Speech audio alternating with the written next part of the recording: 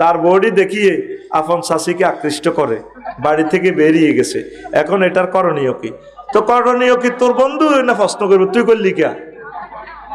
তোদের এদের লই গেছে আপন শাশিরে, সে তো বিশাল গুনাহ করছে, পরকিয়া, মারাত্মক দোষে দোষী হয়ে যাবে।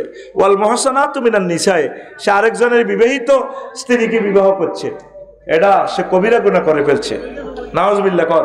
তবে হ্যাঁ, চাচা যদি তালাক দিয়ে দেয় তাহলে ওই চাচিকে বিয়ে করা যাবে, কোনো অসুবিধা নেই।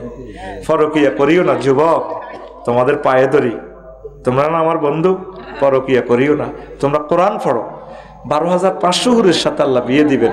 তোমরা জান্নাতে আসো, কোরআনের কাজ করো, ইনশাল্লাহ তোমাদের জন্য সব নেয়ামত রেডি আছে। তোরা ডরাচ্ছ, ড্রোন ওড়ে, ড্রোন ওড়ে, তোরা তো আমার ডরাস বলছ ছোট।